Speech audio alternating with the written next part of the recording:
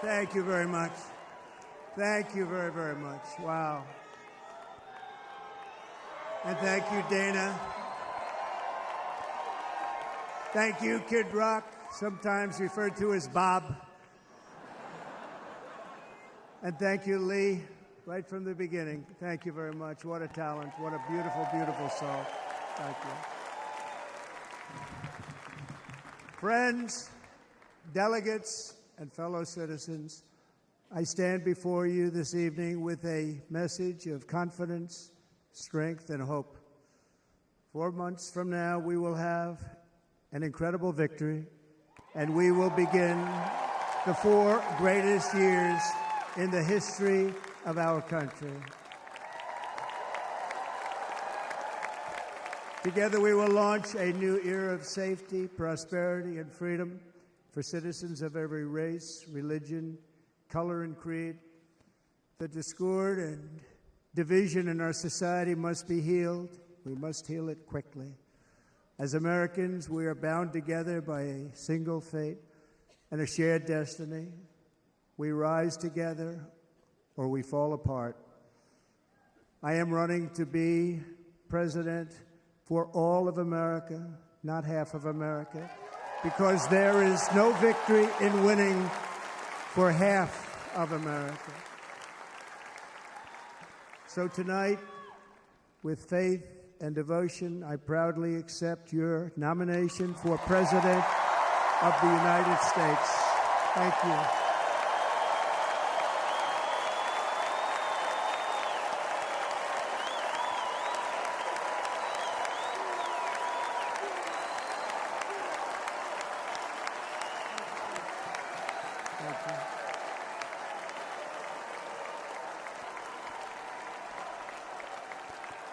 Thank you very much.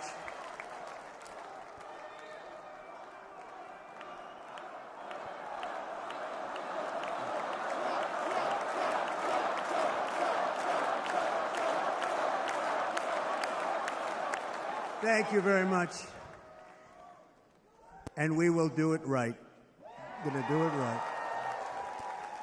Let me begin this evening by expressing my gratitude to the American people for your outpouring of love and support following the assassination attempt at my rally on Saturday.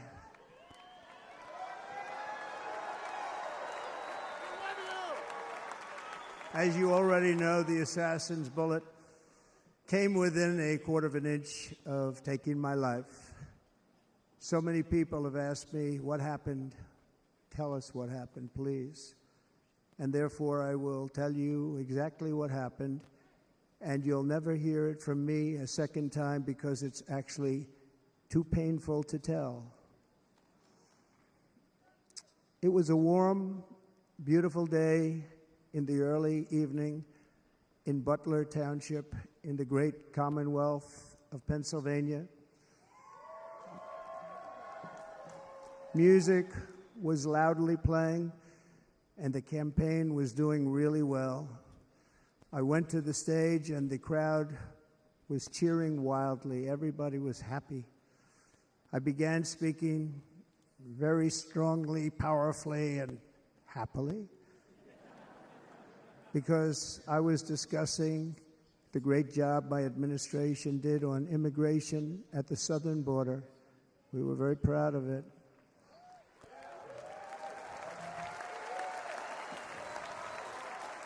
Behind me and to the right was a large screen that was displaying a chart of border crossings under my leadership.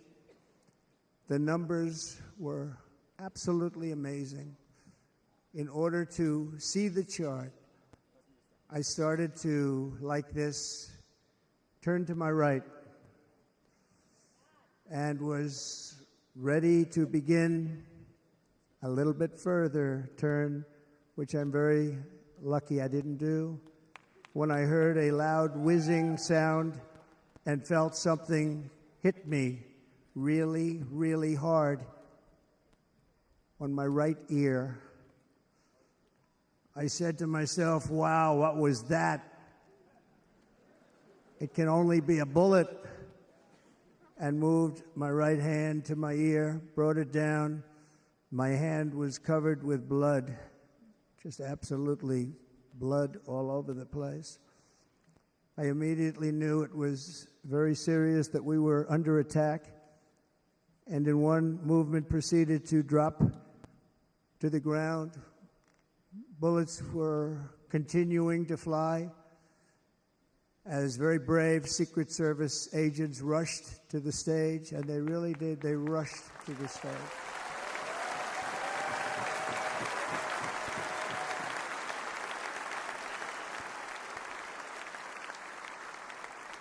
These are great people at great risk, I will tell you, and pounced on top of me so that I would be protected. There was blood pouring everywhere, and yet, in a certain way, I felt very safe because I had God on my side. I felt that.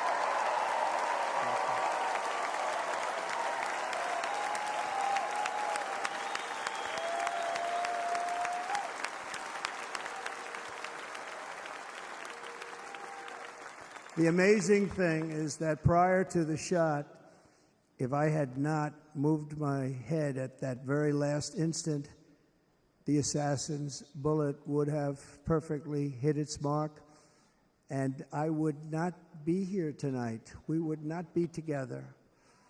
The most incredible aspect of what took place on that terrible evening in the fading sun was actually seen later.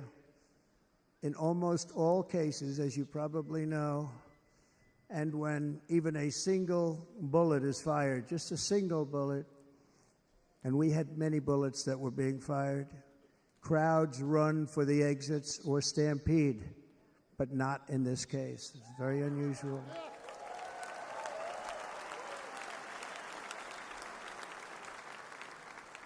This massive crowd of tens of thousands of people stood by and didn't move an inch.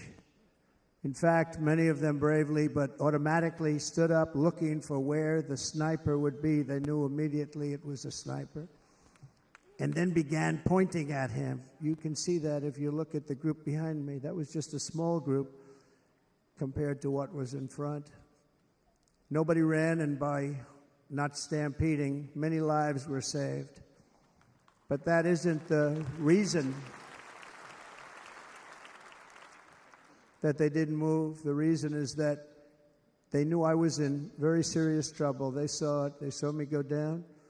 They saw the blood and thought, actually most did, that I was dead. They knew it was a shot to the head. They saw the blood. And there's an interesting statistic. The ears are the bloodiest part. If something happens with the ears, they bleed more than any other part of the body. For whatever reason, the doctors told me that. And I said, why is there so much blood? He said, it's the ears. They bleed more. So we learned something, but they just,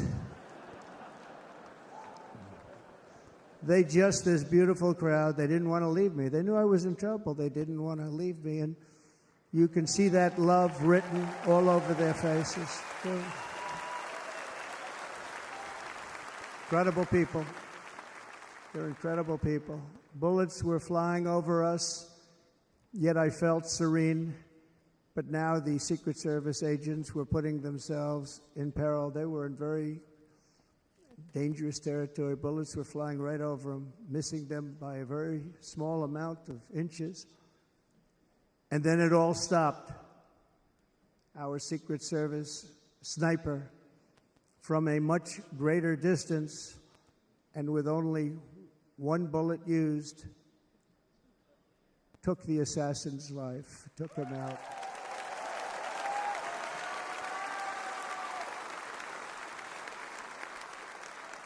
I'm not supposed to be here tonight. Not supposed to be here. Yes, you are.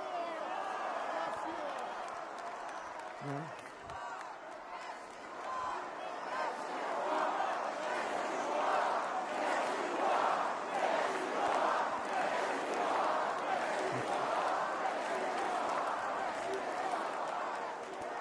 Thank you. But I'm not. And I'll tell you, I stand before you in this arena only by the grace of Almighty God.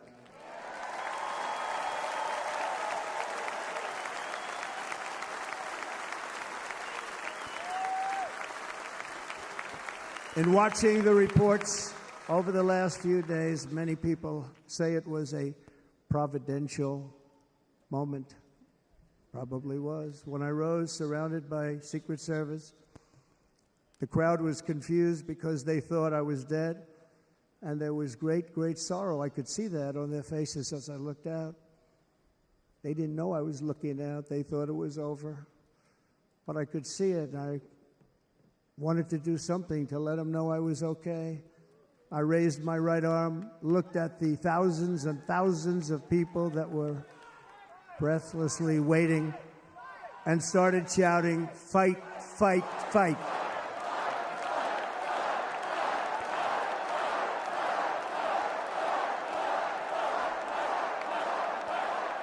Thank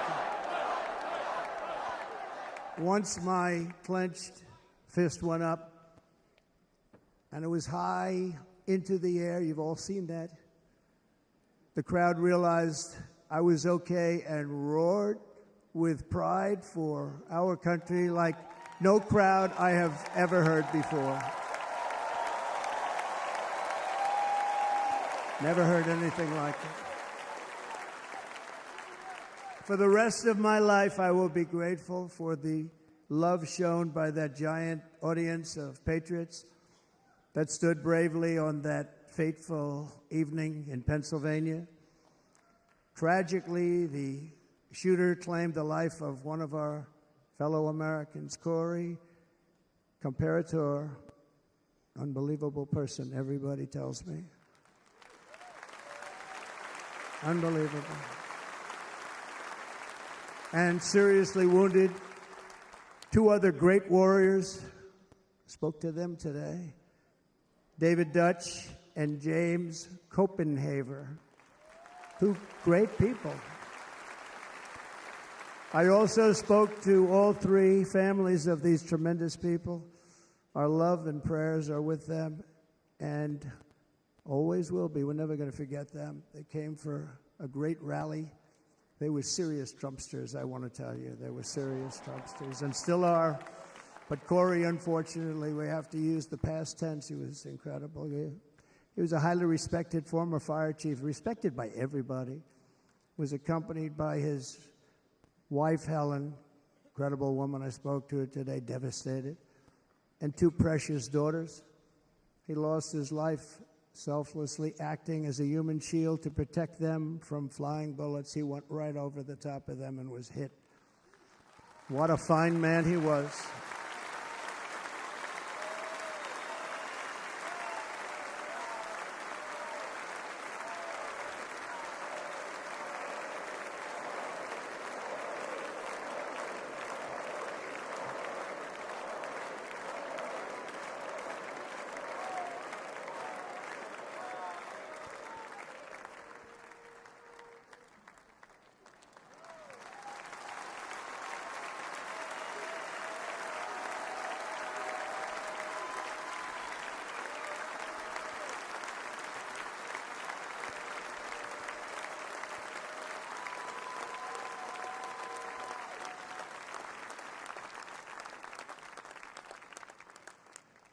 I want to thank the fire department and the family for sending his helmet, his outfit, and it was just something, and they're going to do something very special when they get it. But we did something which cannot match what happened, not even close.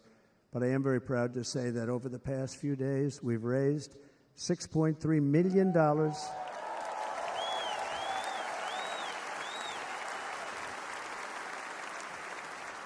for the families of David, James, and Corey, including from a friend of mine just called up. He sent me a check right here. I just got it. $1 million from Dan Newland. Thank you, Dan.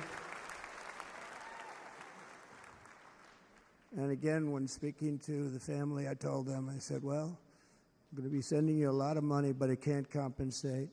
They all said the same thing. You're right, sir. We appreciate so much what you're doing, but nothing can take the place in the case of Corey. And the other two, by the way, they were very, very seriously injured, but now they're doing very well. They're going to be okay. They're going to be doing very well.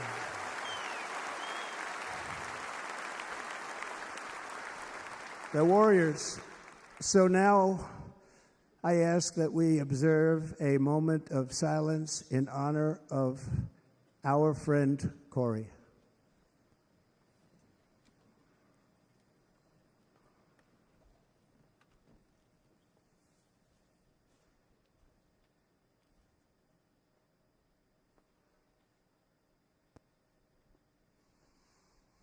There is no greater love than to lay down one's life for others. This is the spirit that forged America in her darkest hours, and this is the love that will lead America back to the summit of human achievement and greatness. This is what we need. Despite such a heinous attack, we unite this evening more determined than ever. I am more determined than ever, and so are you. So is everybody in this room.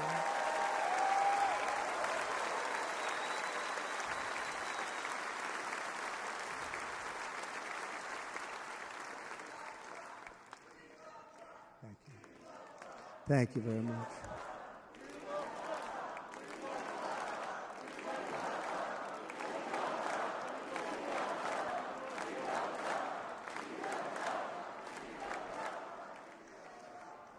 Our resolve is unbroken and our purpose is unchanged to deliver a government that serves the American people better than ever before. Nothing will stop me in this mission because our vision is righteous and our cause is pure. No matter what obstacle comes our way, we will not break, we will not bend, we will not back down, and I will never stop fighting for you, your family, and our magnificent country. Never.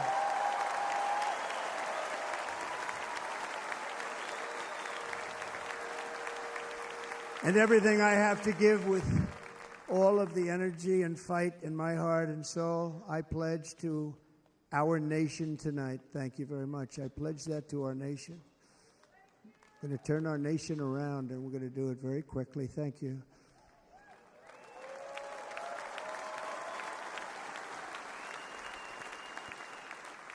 This election should be about the issues facing our country and how to make America successful, safe, free, and great again.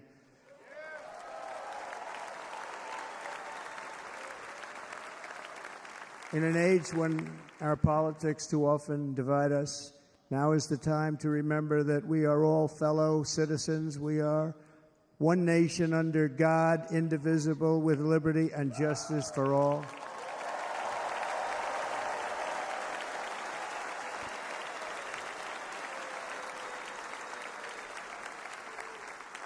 And we must not criminalize dissent or demonize political disagreement, which is what's been happening in our country lately at a level that nobody has ever seen before. In that spirit, the Democrat Party should immediately stop weaponizing the justice system and labeling their political opponent as an enemy of democracy.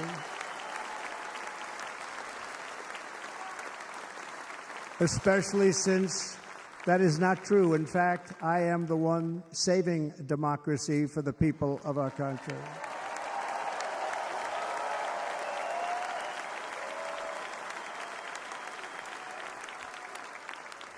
And very big news, as you probably just read, on Monday a major ruling was handed down from a highly respected federal judge in Florida, Eileen Cannon, finding that the prosecutor and the fake documents case against me were totally unconstitutional, and the entire case was thrown out of court.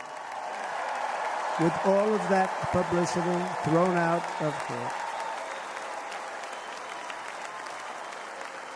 If Democrats want to unify our country, they should drop these partisan witch hunts, which I have been going through for approximately 8 years, And they should do that without delay and allow an election to proceed that is worthy of our people. We're going to win it anyway, but worthy of our people.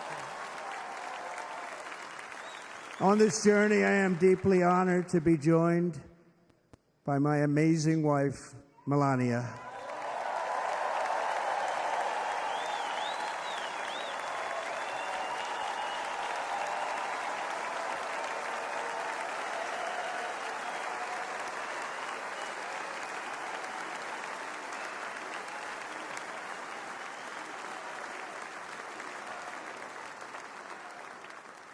And Melania, thank you very much. You also did something really beautiful, a letter to America calling for national unity, and it really took the Republican Party by surprise. I will tell you, it was beautiful.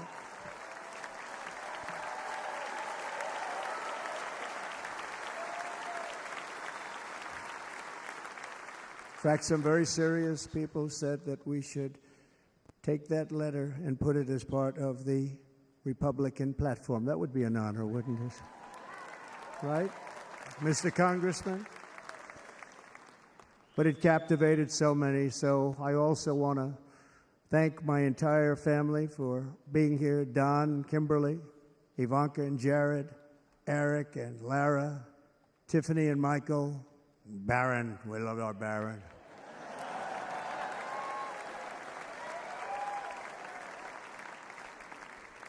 And of course, my 10 wonderful grandchildren. You saw a few of them up there on my lap before.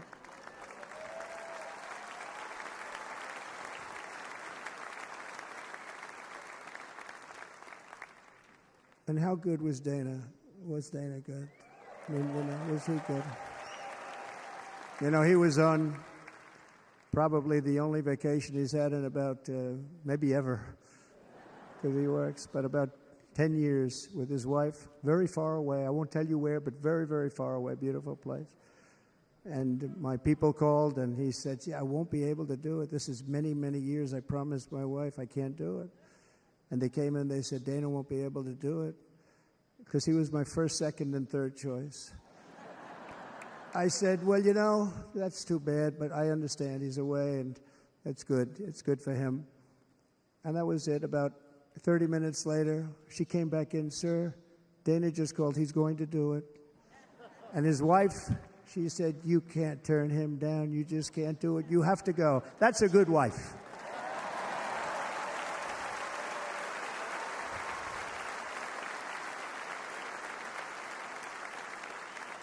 So he got on a plane. He got here a little while ago. Now he's going to get on the plane in a little while, and he's going to go back home to his wife.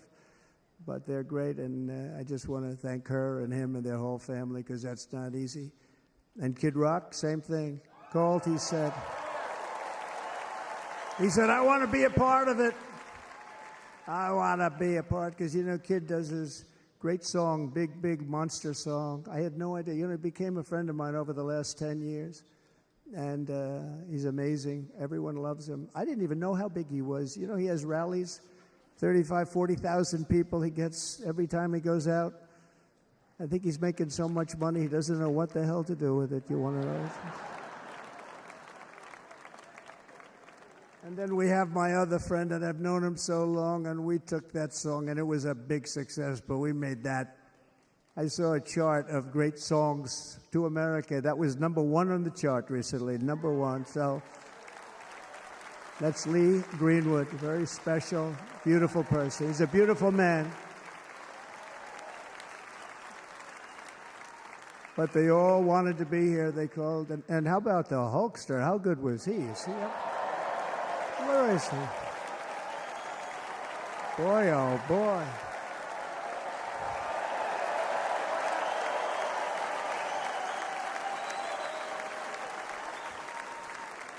They may call that entertainment. I know about entertainment, but when he used to lift a 350-pound man over his shoulders and then bench press him 2 rows into the audience, I say, maybe entertainment, but he is one strong son of a gun. I will tell you, I watched it many times. There aren't a lot of entertainers that can do that, right? You were fantastic. Thank you very much. followed by Eric. What was that all about? Boy, that was good. I didn't want to really come up here. But he was so great, and he's such a good young man. He went through a lot of trouble, and Don last night was incredible. They went through so much trouble. They got subpoenaed more than any people probably in the history of the United States. Every week they get another subpoena from the Democrats, crazy Nancy Pelosi, the whole thing, just boom, boom, boom. They've got to stop that because they're destroying our country. We have to work on making America great again, not on beating people. And we won. We beat them in all. We beat them on the impeachments. We beat them on indictments. We beat them. But the time that you have to spend, if they would devote that genius to helping our country, we'd have a much stronger and better country.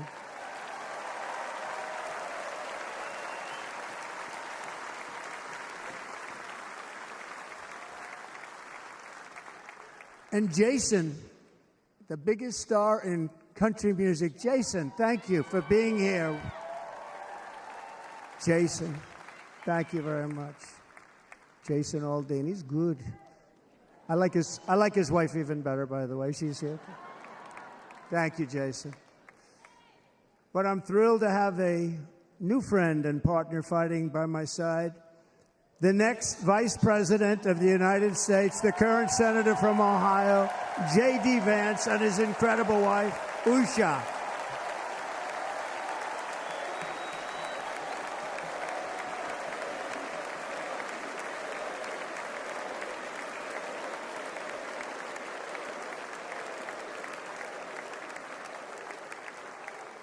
He's going to be a great Vice President. He's going to be great. He'll be with this country and with this movement, greatest movement in the history of our country, Make America Great Again.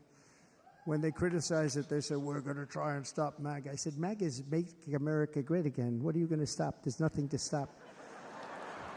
Then they say, oh, that's right. It's very tough to fight it. And all of the people that did try and fight it have failed. But he's going to be with us for a long time, and it was an honor to select him. Great, great student at Yale. His wife was a great student at Yale. They met at Yale. These are two smart people. So, J.D., you're going to be doing this for a long time. Enjoy the ride.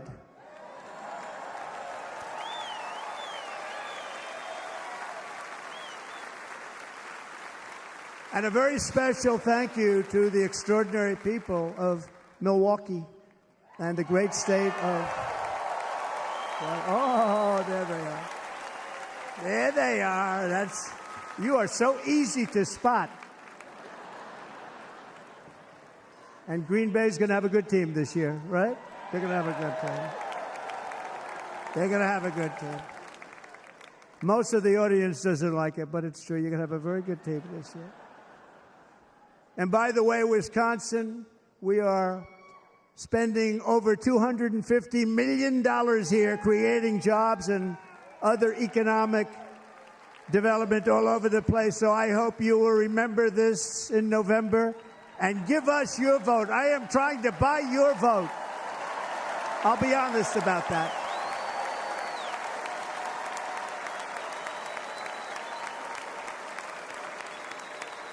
And I promise we will make Wisconsin great again. We're going to make it. Thank you, Mr. Governor. Thank you very much. Thank you. I'm here tonight to lay out a vision for the whole nation, to every citizen, whether you're a young or old man or woman, Democrat, Republican, or independent, black or white, Asian or Hispanic. I extend to you a hand of loyalty and of friendship. Together we will lead America to new heights of greatness like the world has never seen before. We were right there in the first term. We got hit with COVID. We did a great job. Nobody knew what it was, but nobody's ever seen an economy pre-COVID. And then we handed over a stock market that was substantially higher than just prior to COVID. Coming in, did a great job. Never got credit for that. We got credit for the war and defeating ISIS and so many things, the great economy, the biggest tax cuts ever, the biggest regulation cuts ever, the creation of Space Force, the rebuilding of our military. We did so much. We did so much. Right to try. Right to try is a big deal. We got right to try. They were trying to get that for 52 years.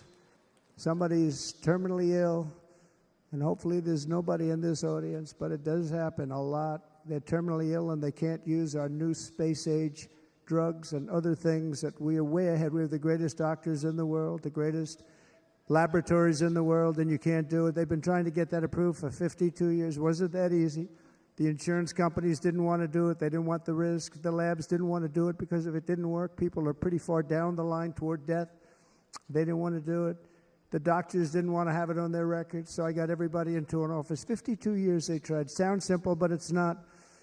And I got them to agree that somebody that needs it will, instead of going to Asia, Europe, or someplace, or if you have no money, going home and dying, just die. We got them to sign an agreement, agree to it, where they're not going to sue anybody. They're going to get all of this stuff. They're going to get it really fast. And what's happened is we're saving thousands and thousands of lives. It's incredible. Right to try. It's a great feeling. Under our leadership, the United States will be respected again. No nation will question our power. No enemy will doubt our might. Our borders will be totally secure. Our economy will soar. We will return law and order to our streets, patriotism to our schools, and importantly, we will restore peace, stability, and harmony all throughout the world. But to achieve this future, we must first rescue our nation from failed and even incompetent leadership. We have totally incompetent leadership. This will be the most important election in the history of our country. Under the current administration, we are indeed a nation in decline.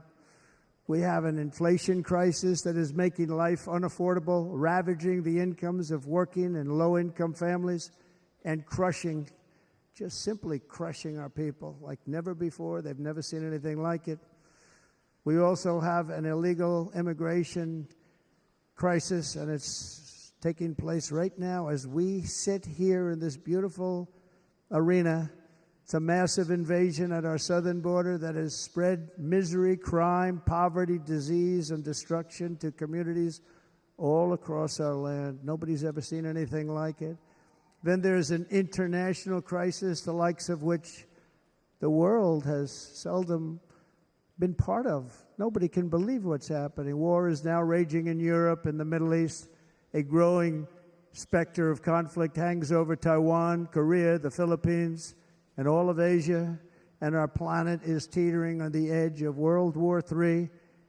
And this will be a war like no other war because of weaponry. The weapons are no longer army tanks going back and forth shooting at each other. These weapons are obliteration. It's time for a change. This administration can't come close to solving the problems. We're dealing with very tough, very fierce people. They're fierce people. And we don't have fierce people. We have people that are a lot less than fierce, except when it comes to cheating on elections and a couple of other things. Then they're fierce. Then they're fierce. So tonight, I make this pledge to the great people of America. I will end the devastating inflation crisis immediately, bring down interest rates, and lower the cost of energy. We will drill, baby, drill.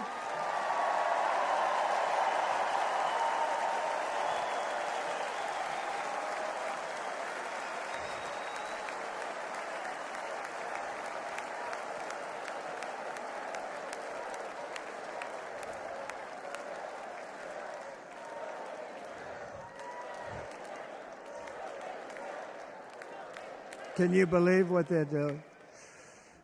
But by doing that, we will lead a large-scale decline in prices. Prices will start to come down. Energy raised it. They took our energy policies and destroyed them. Then they immediately went back to them, but by that time, So much was lost. But we will do it at levels that nobody's ever seen before. And we'll end lots of different things. We'll start paying off debt and start lowering taxes even further. We gave you the largest tax cut. We'll do it more. You know, people don't realize I brought taxes way down, way down, and yet we took in more revenues the following year than we did when the tax rate was much higher. Most people said, how did you do that? Because it was incentive. Everybody was coming to the country. They were bringing back billions and billions of dollars into our country. The companies made it impossible to bring it back. The tax rate was too high, and the legal complications were far too great. I changed both of them, and hundreds of billions of dollars by Apple and so many other companies were brought back into our nation, and we had an economy the likes of which no nation had ever seen. China, we were beating them at levels that were incredible. And they know it. They know it. We'll do it again, but we'll do it even better. I will end the illegal immigration crisis by closing our border and finishing the wall, most of which I've already built.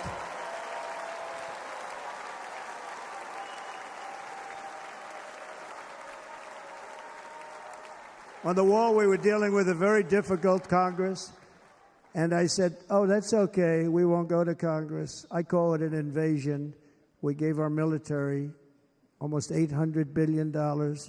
I said, I'm going to take a little of that money because this is an invasion, and we built, most of the wall is already built, and we built it through using the funds because what's better than that? We have to stop the invasion into our country that's killing hundreds of thousands of people a year.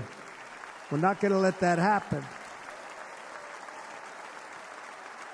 I will end every single international crisis that the current administration has created, including the horrible war with Russia and Ukraine, which would have never happened if I was president, and the war caused by the attack on Israel, which would have never happened if I was president. Iran was broke. Iran had no money. Now Iran has $250 billion.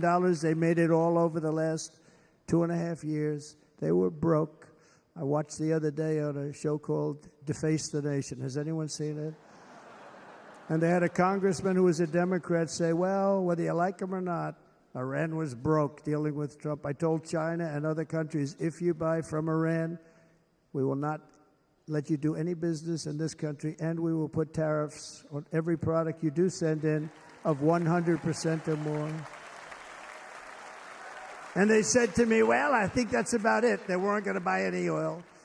And they were ready to make a deal. Iran was going to make a deal with us. And then we had that horrible, horrible result that we'll never let happen again. The election result, we're never going to let that happen again. They used COVID to cheat. We're never going to let it happen again. And they took off all the sanctions, and they did everything possible for Iran. And now Iran is very close to having a nuclear weapon, which would have never happened. This is a shame what this administration, the damage that this administration has done. And I say it often. If you took the 10 worst presidents in the history of the United States, think of it, the 10 worst, added them up, they will not have done the damage that Biden has done. Only going to use the term once. Biden. I'm not going to use the name anymore, just one time. The damage that he's done to this country is unthinkable. It's unthinkable.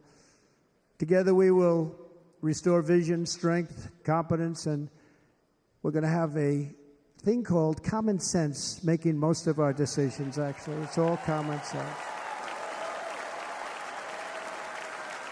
Just a few short years ago, under my presidency, we had the most secure border and best economy in the history of our country, in the history of the world. We had the greatest economy in the history of the world. We had never done anything like it. We were beating every country, including China, by leaps and bounds. Nobody had seen anything like it. We had no inflation. Soaring incomes were going. Nobody can believe it. You can't believe what happened 4 years ago is happening now in reverse. And the world was at peace. Inflation has been a killer for our country. No matter what you make it doesn't matter because inflation is eating you alive. People that were putting away money, they were making great wages, the highest they've ever made, but they were putting away a lot of money. Now they are just being destroyed. They're not putting away anything. They're barely living. They're going into savings accounts. They're taking out their money to live because of inflation. Inflation, remember, it's called a country buster. You can go back to Germany from 100 years ago. You can go back to any country that suffered great inflation. And we've suffered the worst inflation we've ever had. But go back and see what's happened to those countries. We've had the worst inflation we've ever had under this person. But in less than 4 years, our opponents have turned incredible success into unparalleled tragedy and failure. It's been a tremendous failure. Today, our cities are flooded with illegal aliens. Americans are being squeezed out of the labor force and their jobs are taken. And by the way, you know who's taking the jobs that are created? 107% of those jobs are taken by illegal aliens. And you know who's being hurt the most by millions of people pouring into our country? The black population and the Hispanic population, because they're taking the jobs from our black population, our Hispanic population, and they're also taking them from unions. The unions are suffering because of it. Thank you. Thank you. I like you too. Thank you very much. Inflation has wiped out the life savings of our citizens and forced the middle class into a state of depression and despair. That's what it is. It's despair and depression. We cannot and will not let this continue. Less than 4 years ago, we were a great nation, and we will soon be a great nation again. We're going to be a great nation again.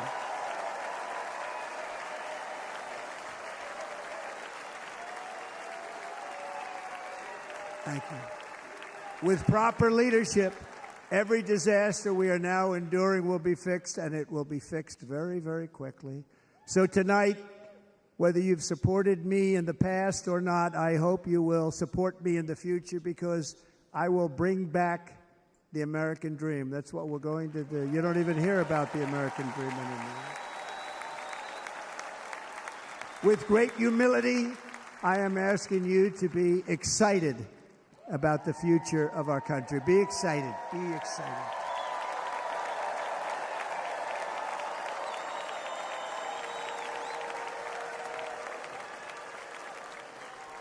And by the way, the news reports, look at all of those big networks. Look at them. They're all here.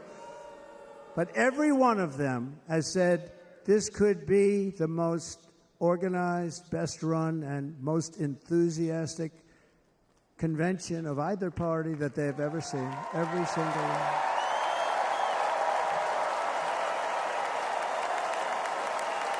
And it's true.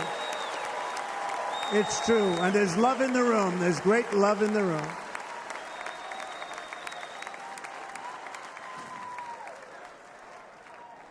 So I better finish strong. Otherwise, we'll blow it. And we can't let that happen. Now, this was great. All of the great people that spoke, and everybody hit a home run. I mean, there's not one that I can think of where I said, oh, gee, that wasn't great. Every single person. I refuse to be the only one. Don't do that to me. They're already getting ready. See, I gave them an idea.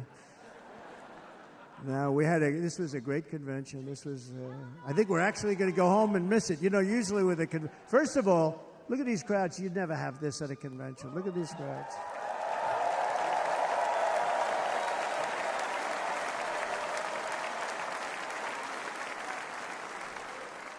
Love. It's about love. This week, the entire Republican Party has formally adopted an agenda for America's renewal, and you saw that agenda. And it's very short compared to the long, boring, meaningless agendas of the past, including the Democrats. They write these things that are hundreds of pages long, and they never read them after they're done. In their case, fortunately, they don't read them because they're pretty bad.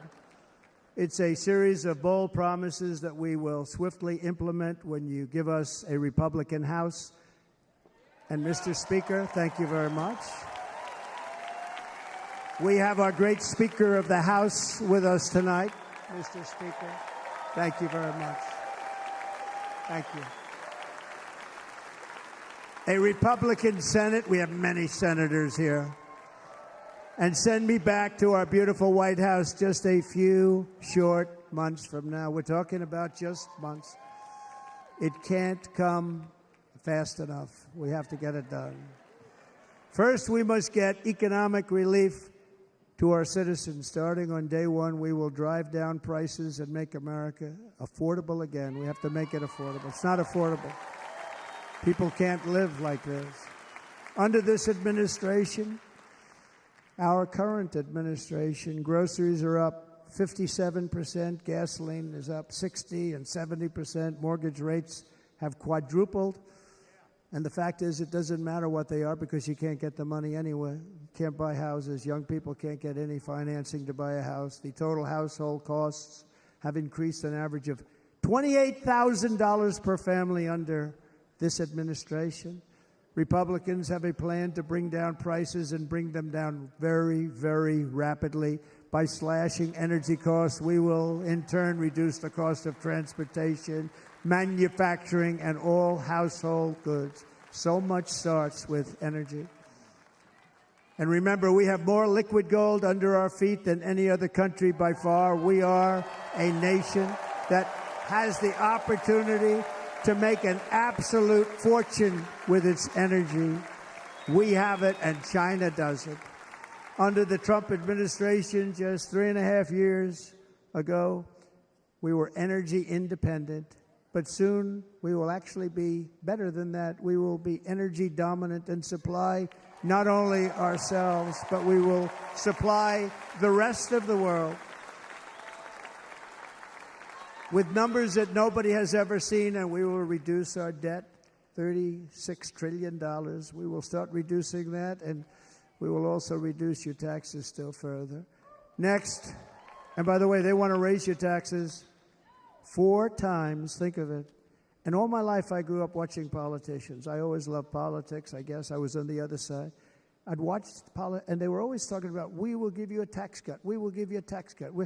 My whole life I was watching, I will give you a tax cut, right, Mr. Congressman? That's all they talked about. This is the only administration that said, we're going to raise your taxes by 4 times what you're paying now, and people are supposed to vote for them? I've never heard it. You're paying too much. We're going to reduce your taxes still further. We gave you the biggest one, as I said. We're going to give you more, and it's going to lead to tremendous growth. We want growth in our country. That's what's going to pay off our debt.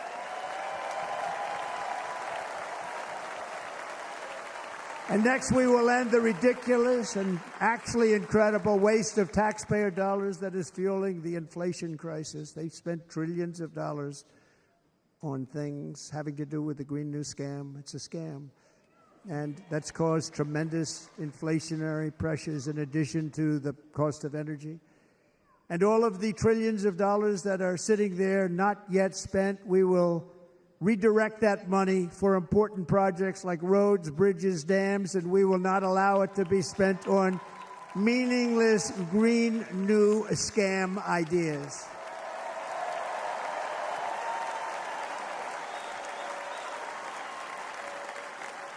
And I will end the electric vehicle mandate on day one.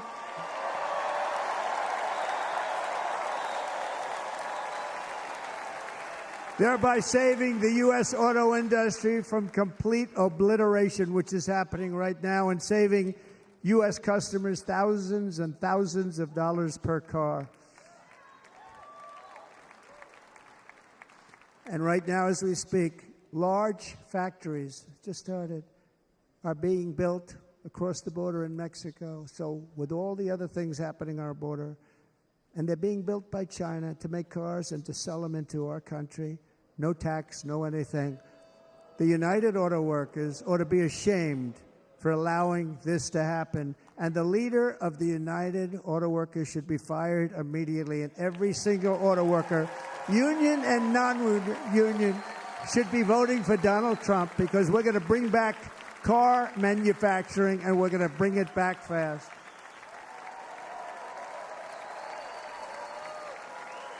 They're building some of the largest auto plants anywhere in the world. Think of it, in the world. And we're going to bring it back. We're going to make them. We don't mind that happening, but those plants are going to be built in the United States, and our people are going to man those plants.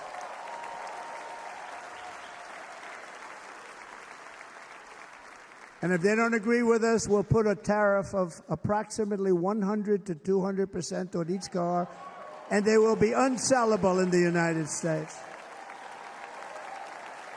We have long been taken advantage of by other countries.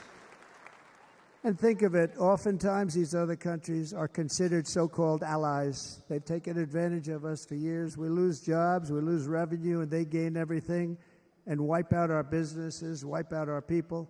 I stopped it for 4 years. I stopped it, and we're really ready to make changes like nobody had seen before. And remember, USMCA, I got rid of NAFTA, the worst trade deal ever made, and replaced it with USMCA, which is, they say, the best trade deal ever made. Actually, probably the best trade deal was the deal I made with China, where they buy $50 billion worth of our product. They were buying nothing. They buy $50 billion worth. They had to. But I don't even talk about it because of COVID. I don't even mention it, frankly, because of what happened with the China virus.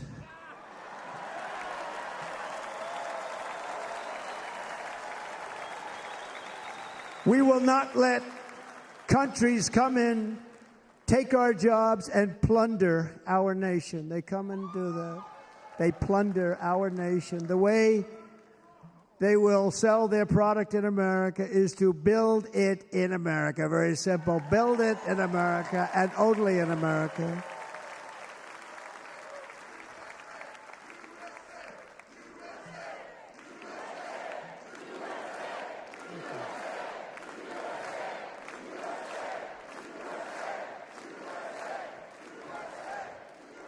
And this very simple formula, and Congress has to go along with us, and they will.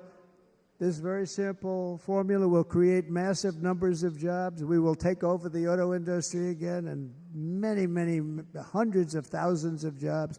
We lost so many jobs over the years. If you go back 20, 25 years, they've stolen, going to China and Mexico, about 68% of our auto industry manufacturing jobs. We're going to get them all back. We're going to get them all back, every one of them. At the center of our plan for economic relief are massive tax cuts for workers that include something else that's turned out to be very popular, actually. Here it's very popular in this building and all those hotels that I saw that are so nice. I'm staying in a nice one. It's called no tax on tips. No tax on tips. No tax on tips.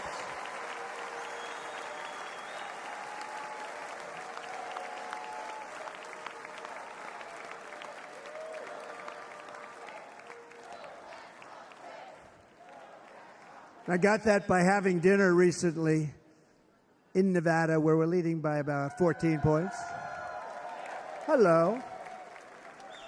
I'll see you there very soon, everybody.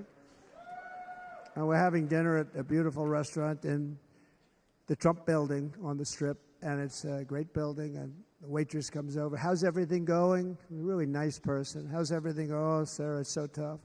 The government's after me all the time on tips, tips, tips. I said, well, they give you cash. Would they be able to find him? She said, actually, and I didn't know this, she said, very little cash is given. It's all put right on the check. And they come in and they take so much of our money, it's just ridiculous, and they don't believe anything we say. And they've just hired, as you know, 88,000 agents to go after him even more. And I said, this shows the level of my, most people go out, they hire consultants, they pay millions of dollars. But I said to her, let me just ask you a question. Would you be happy if you had no tax on tips? She said, what a great idea. I got my information from a very smart waitress. That's better than spending millions of dollars. And everybody loves it. Waitresses and caddies and drivers and everybody. It's a large group of people that are being really hurt badly. They make money. Let them keep their money. I'm going to protect Social Security and Medicare. Democrats are going to destroy Social Security and Medicare because all of these people, by the millions they're coming in, they're going to be on Social Security and Medicare and other things, and you're not able to afford it. They are destroying your Social Security and your Medicare.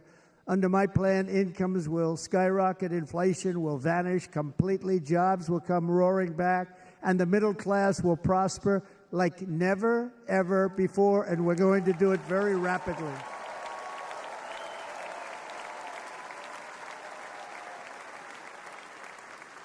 But no hope or dream we have for America can succeed unless we stop the illegal immigrant invasion, the worst that's ever been seen anywhere in the world. There's never been an invasion like this anywhere. Third world countries would fight with sticks and stones not to let this happen. The invasion at our southern border, we will stop it, and we will stop it quickly. You heard Tom Homan yesterday. Tom Homan, put him in charge and just sit back and watch. Brandon Judd, the Border Patrol, he's incredible. These guys, you know, they really, their job is a lot easier if they don't have to do anything, but they want to. They're patriots. Brandon Judd, Border Patrol, ICE. ICE goes out. You have to see what ICE does with MS-13. You have these are probably the worst gang, and ICE goes in there. And I know a lot of people in these rows here, and they're very tough people, but they don't want to do this job. They'll go into a pack of MS-13 killers. They're the worst, probably the worst gangs in the world. And we have thousands of them. I moved thousands and thousands out in my 4 years. We moved them out, and it was a pleasure. But ICE would go right into a pack of these killers, and you see fists flying, you see everything flying, and then they take them. They put them in a paddy wagon. They take them back, and they get them out of our country. And the other countries weren't accepting them back, and I called up, and I said, tell them that we're not giving them economic aid anymore. And the next day, I got calls from all of these countries that were terminated. Billions of dollars we spend on economic aid to countries that does us, frankly, no good. And the next day, I was called by everybody. I couldn't take all the calls. Sir, what's the problem? I said, you won't take your killers back that you sent in caravans into America. You won't take them back. Well, sir, if you'd like us to, we would give very serious consideration to doing that. And within 24 hours, they were being taken back. For years and years, when I first came in, they said President Obama tried to get him to go back, and they wouldn't accept him. They'd put planes on the runway so you couldn't leave the plane. They'd close the road so you couldn't take the buses. They'd all have to turn back. As soon as I said no more economic aid of any kind to any country that does that, they called back and they said, sir, it would be our great honor to take MS-13. We love them very much. We love them very much, sir. We'll take them back. At the heart of the Republican platform is our pledge to end this border nightmare and fully restore the sacred and sovereign borders of the United States of America, and we're going to do that on day one.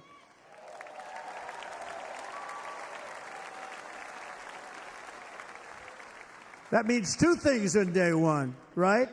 Drill, baby, drill, and close our borders.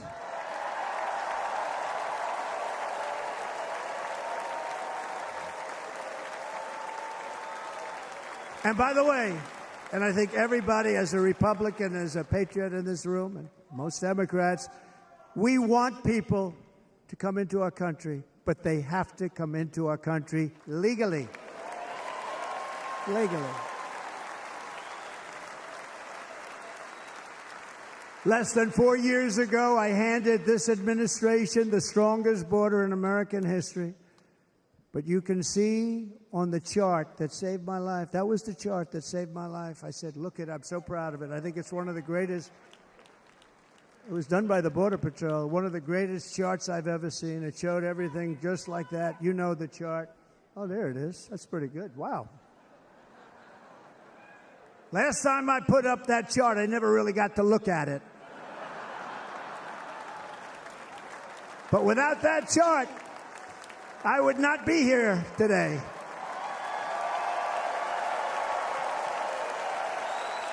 Never got to look at it.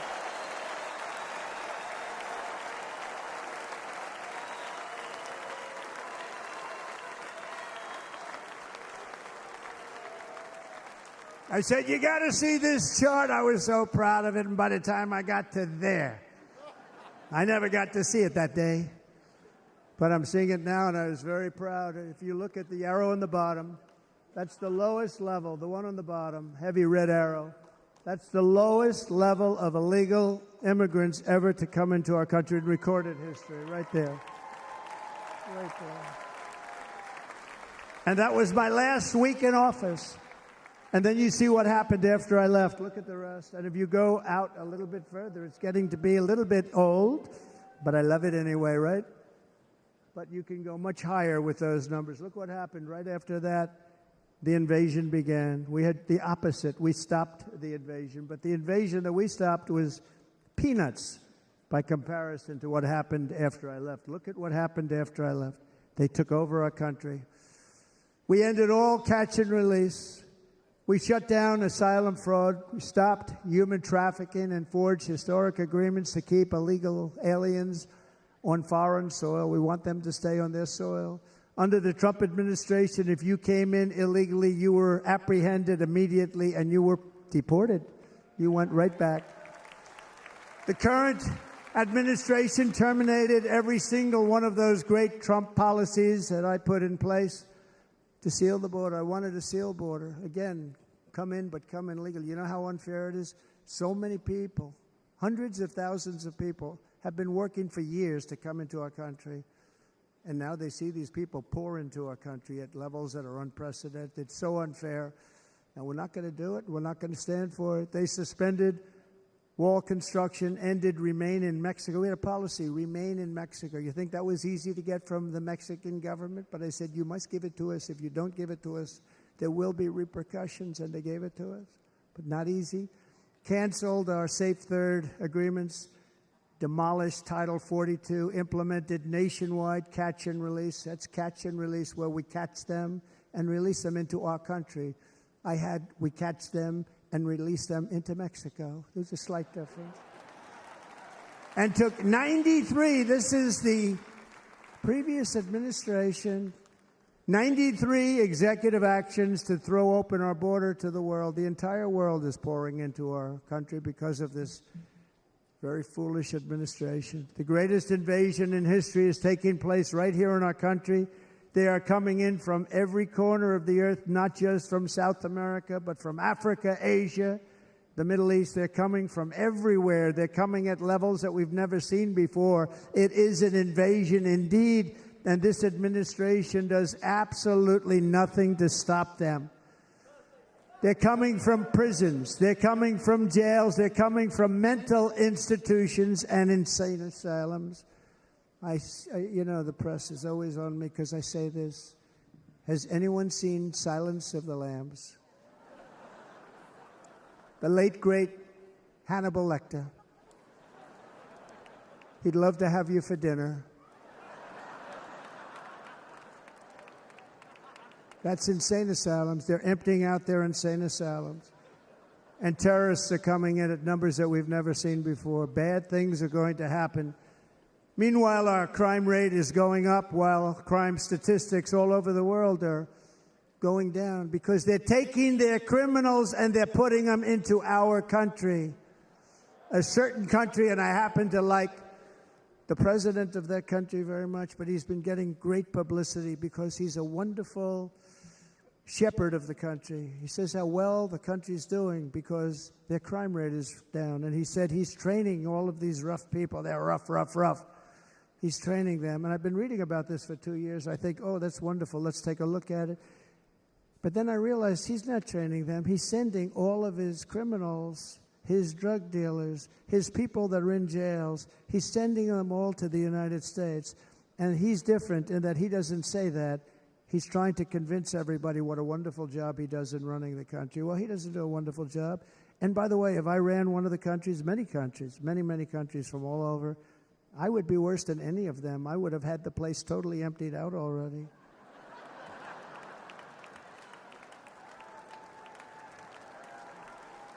But we become a dumping ground for the rest of the world, which is laughing at us. They think we're stupid. And they can't believe that they're getting away with what they're getting away with, but they're not going to be getting away with it for long. That's what I can tell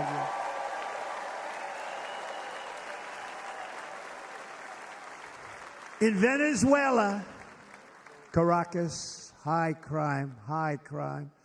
Caracas, Venezuela, really a dangerous place, but not anymore. Because in Venezuela, crime is down 72%. In fact, if they would ever win this election, I hate to even say that, we will have our next Republican convention in Venezuela because it will be safe. Our cities will be so unsafe, we will not be able to have it there. In El Salvador, murders are down by 70%. Why are they down? Now, he would have you convinced that because he's trained murderers to be wonderful people. No. They're down because they're sending their murderers to the United States of America. This is going to be very bad. And bad things are going to happen, and you're seeing it happen all the time. That's why, to keep our families safe, the Republican platform promises to launch the largest deportation operation in the history of our country. Even larger than that of President Dwight D. Eisenhower from many years ago. You know, he was a moderate, but he believed very strongly in borders. He had the largest deportation operation we've ever had. Just recently, I spoke to the grieving mother of Jocelyn Nungary, a wonderful woman, a precious 12-year-old girl from Houston who last month was tied up, assaulted, and strangled to death after walking to the convenience store just a block away from her house. Her body was dumped near the side of the road in a shallow creek, found by some onlookers who couldn't believe what they had witnessed. Charged with Jocelyn's heinous murder are 2 illegal aliens from Venezuela who came across our border, were in custody, and were then released into the country by this horrible, horrible administration that we have right now. I also met recently with the heartbroken mother and sister of Rachel Morin. Rachel was a 37-year-old mom of 5 beautiful children who was brutally raped and murdered while out on a run. She wanted to keep herself in good shape. It was very important to her. She was murdered. The monster responsible first killed another woman in El Salvador before he was led into America by the White House. This White House let them in. He then attacked a 9-year-old girl and her mother in a home invasion in Los Angeles before murdering Rachel in Maryland. Traveled all throughout the country, doing tremendous damage. Rachel's mother will never be the same. I spent time with her. She will never be the same. I've also met with the wonderful family of Laken Riley, the brilliant 22-year-old nursing student. She was so proud of being first in her class, who was out for a jog on the campus of the University of Georgia when she was assaulted, beaten, and horrifically killed. Yet another American life was stolen by a criminal alien set free by this administration. And these were incredible people we're talking about. These were incredible people who died. Tonight, America, this is my vow. I will not let these killers and criminals into our country.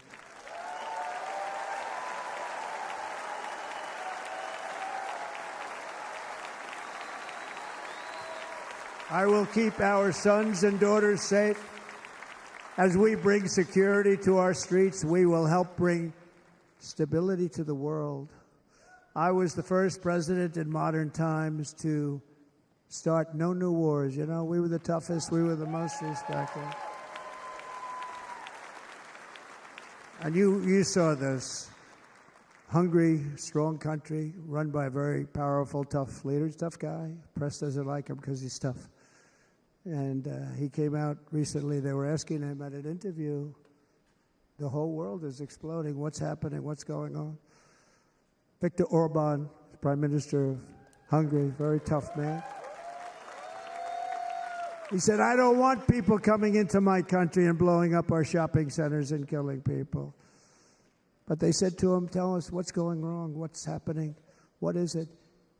He said, there's only one way you're going to solve it. You got to bring President Trump back to the United States because he kept everybody at bay. He used a word I wouldn't use because I can't use that word, because you'd say it was braggadocious. The press would say he was a braggart. I'm not a braggart. But Viktor Orban said it. He said Russia was afraid of him. China was afraid of him. Everybody was afraid of him. Nothing was going to happen. The whole world was at peace. And now the world is blowing up around us. All of these things that you read about were not going to happen. Under President Bush, Russia invaded Georgia.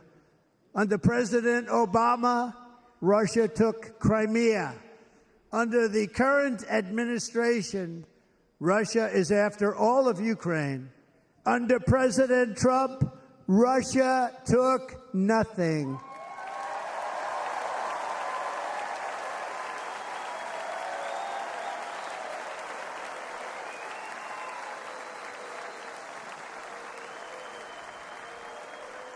We defeated 100% of ISIS in Syria and Iraq, something that was said to take 5 years, sir. It'll take 5 years, sir.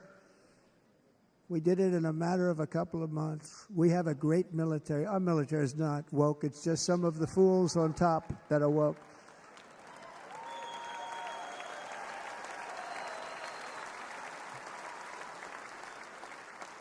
I got along very well. North Korea, Kim Jong-un, I got along very well with him. The press hated when I said that. How could you get along with him? Well, you know, it's nice to get along with somebody who has a lot of nuclear weapons or otherwise, isn't it? See, in the old days, they'd say, that's a wonderful thing. Now they say, how could you possibly do that?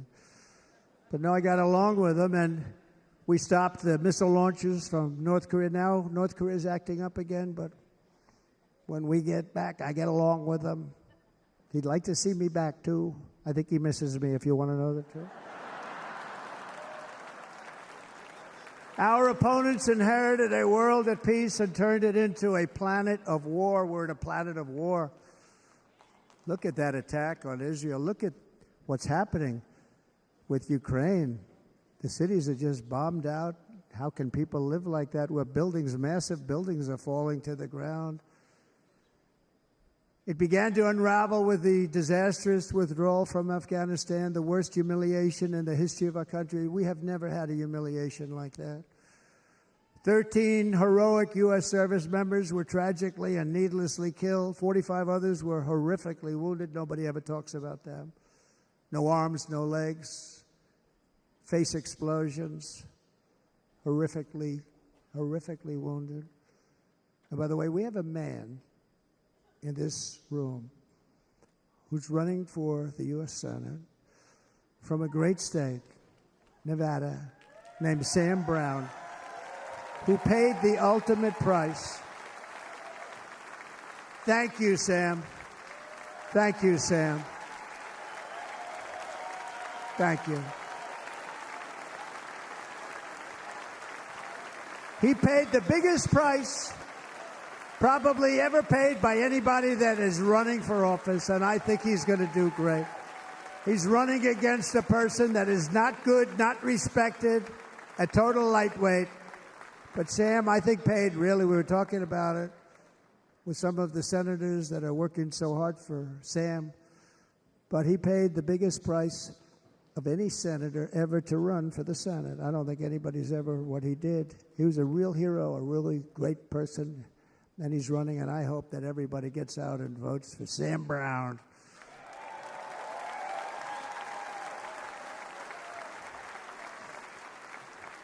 And we also left behind $85 billion worth of military equipment, along with many American citizens were left behind.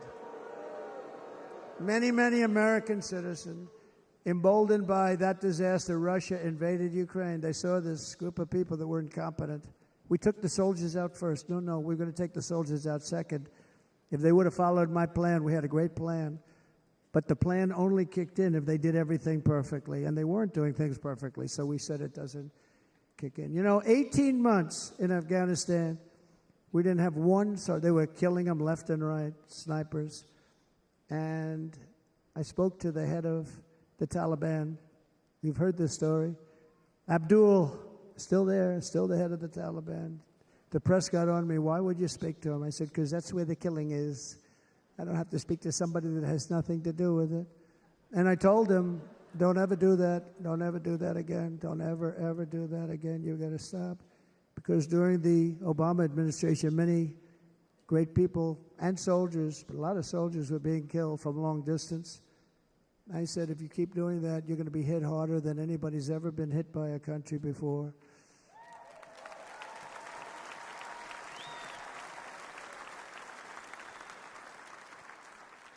And he said, I understand, Your Excellency. He called me Your Excellency. I wonder if he calls the other guy Your Excellency. I doubt it. The other guy gave him everything. I mean, what kind of a deal was that? He walked out, gave him everything. Do you know that right now Afghanistan is one of the largest sellers of weapons in the world? They're selling the brand new, beautiful weapons that we gave them. But think of it. He actually said to me, but why do you show me a picture of my home? I said, you'll have to ask your people or one of your wives. But he could figure it out. And for 18 months, we had not one attack on an American soldier by the Taliban. 18 months.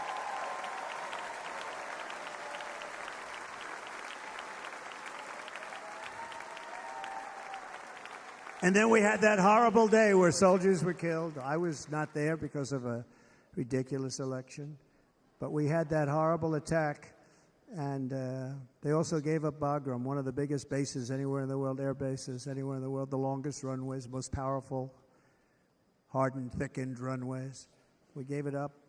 And I liked it not because of Afghanistan. I liked it because of China. It's 1 hour away from where China makes their nuclear weapons.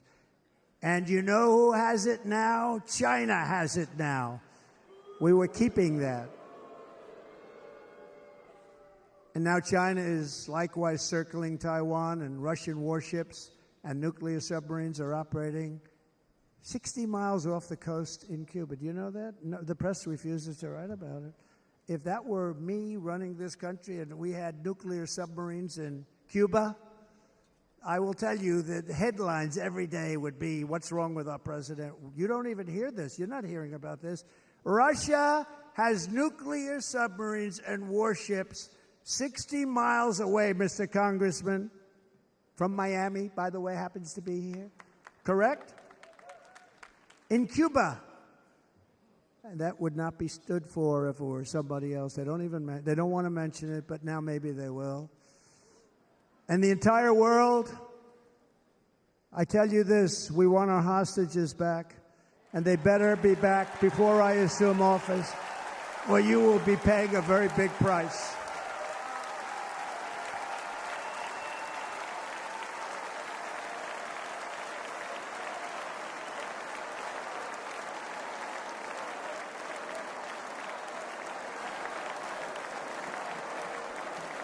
With our victory in November, the years of war, weakness, and chaos will be over. I don't have wars. I had no wars other than ISIS, which I defeated, but that was a war that was started. We had no wars. I could stop wars with a telephone call. I could stop wars with just a telephone call. If properly stated, it would never start.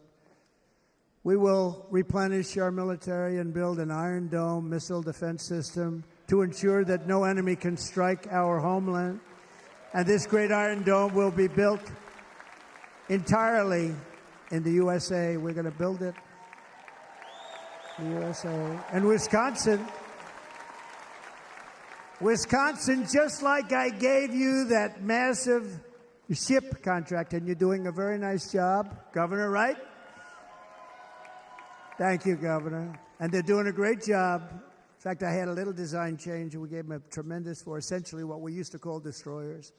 These are now the most beautiful. They look like yachts. I said, we have to take the bow, and we have to make it a little nicer and a little point at the top instead of a flat nose. And the people at the shipyard said, this guy sort of knows what he's doing. We have the most beautiful ships, right, Governor? And everybody sitting over there. And it was a big contract that everybody wanted. I gave it to Wisconsin, but we're going to have a lot of that built right here in the state of Wisconsin and all other states. Israel has an Iron Dome. They have a missile defense system.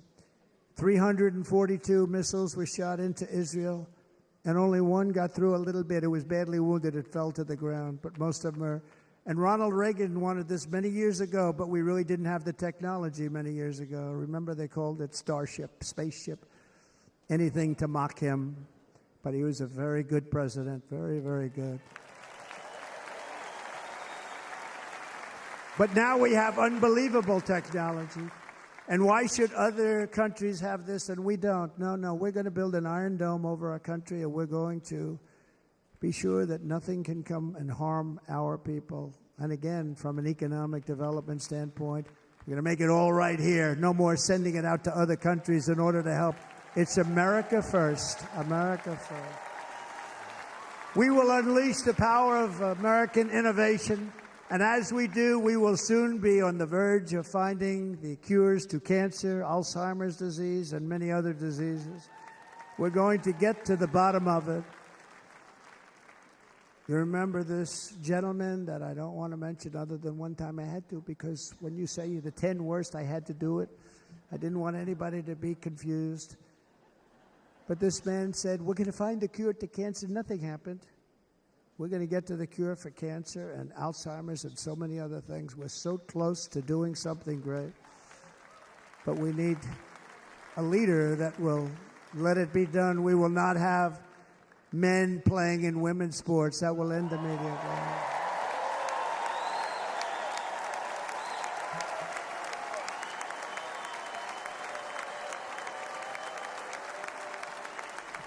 And we will restore and renovate our nation's once great cities, making them safe, clean, and beautiful again.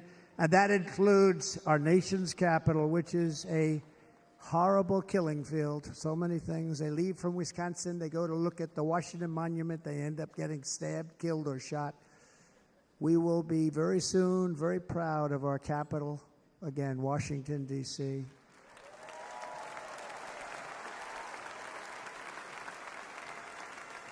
America is on the cusp of a new golden age, but we will have the courage to seize it. We're going to take it. We're going to make it a current. We're going to bring this into a golden age like never seen before. Remember this, China wants to do it. Japan wants to do it. All of these countries want to do it. We have to produce massive amounts of energy if we're going to produce the new.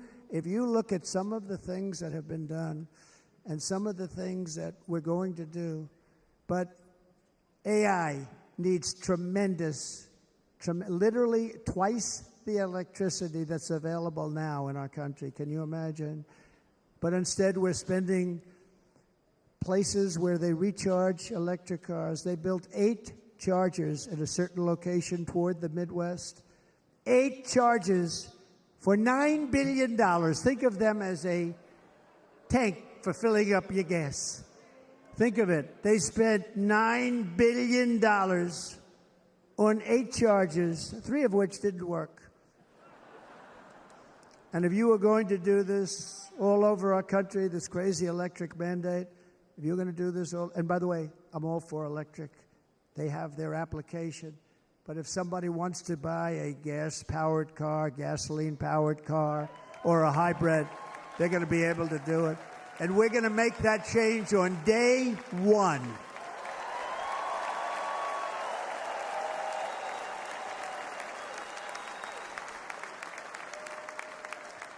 So to conclude, just a few short days ago, my journey with you nearly ended. We know that.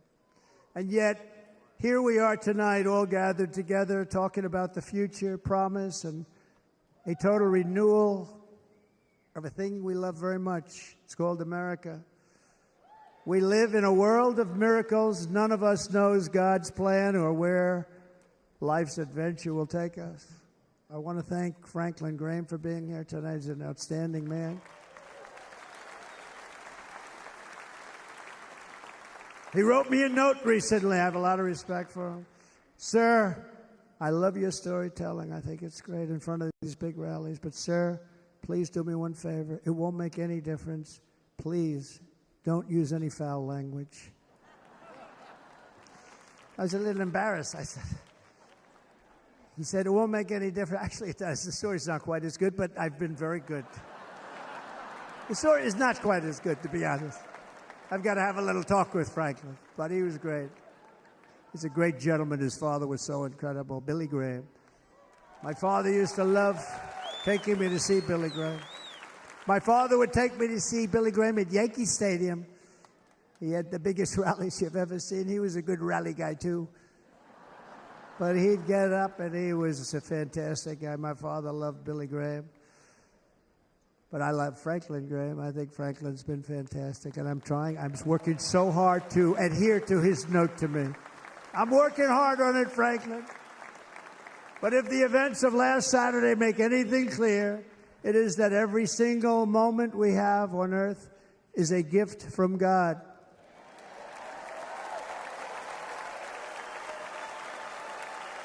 We have to make the most of every day for the people and for the country that we love.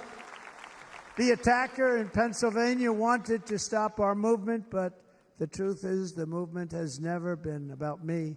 It has always been about you. It's your movement. It's the biggest movement in the history of our country by far. Can't be stopped. It can't be stopped. It has always been about the hardworking, patriotic citizens of America.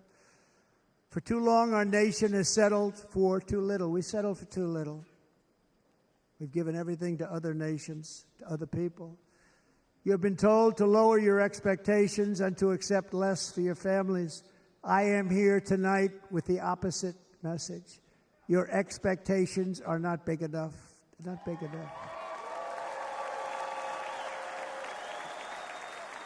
It is time to start expecting and demanding the best leadership in the world, leadership that is bold, dynamic, relentless, and fearless. We can do that. We are Americans. Ambition is our heritage. Greatness is our birthright. But as long as our energies are spent fighting each other, our destiny will remain out of reach, and that's not acceptable. We must instead take that energy and use it to realize our country's true potential and write our own thrilling chapter of the American story. We can do it together. We will unite. We are going to come together, and success will bring us together.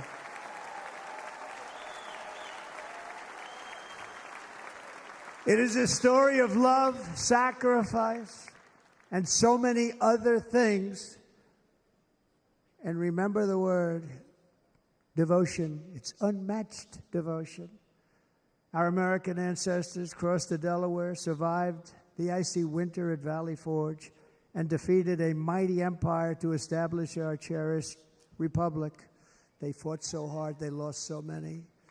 They pushed thousands and thousands of miles across a dangerous frontier, taming the wilderness to build a life and a magnificent home for their family. They packed their families into covered wagons, trekked across hazardous trails, scaled towering mountains, and braved rivers and rapids to stake their claim on the wide-open, new, and very beautiful frontier. When our way of life was threatened, American patriots marched onto the battlefield, raced into enemy strongholds, and stared down death and stared down those enemies to keep alive the flame of freedom. At Yorktown, Gettysburg, and Midway, they joined the roll call of immortal heroes. So many just so many heroes, so many great, great people. And we have to cherish those people. We can't forget those people. We have to cherish those people.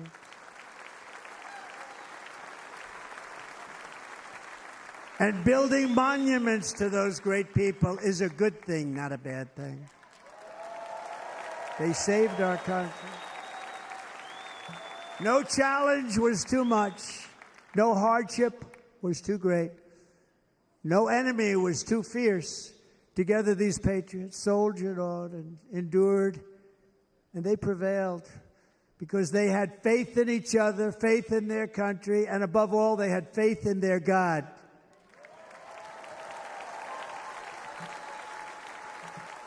Just like our ancestors, we must now come together, rise above past differences. Any disagreements have to be put aside and go forward, united as one people, one nation, pledging allegiance to one great, beautiful, I think it's so beautiful, American flag. Tonight I ask for your partnership, for your support, and I am humbly asking for your vote. I want your vote. It's going to make our country great again. Every day I will strive to honor the trust you have placed in me, and I will never, ever let you down. I promise that. I will never let you down. To all of the forgotten men and women who have been neglected, abandoned, and left behind, you will be forgotten no longer. We will press forward, and together we will win, win, win.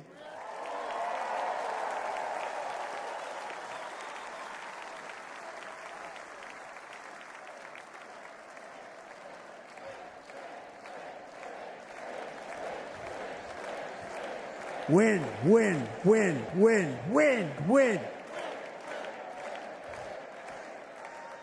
Nothing will sway us, nothing will slow us, and no one will ever stop us. No matter what dangers come our way, no matter what obstacles lie in our path, we will keep striving toward our shared and glorious destiny, and we will not fail. We will not fail. Together we will save this country, we will restore the republic, and we will usher in the rich and wonderful tomorrows that our people so truly deserve. America's future will be bigger, better, bolder, brighter, happier, stronger, freer, greater, and more united than ever before.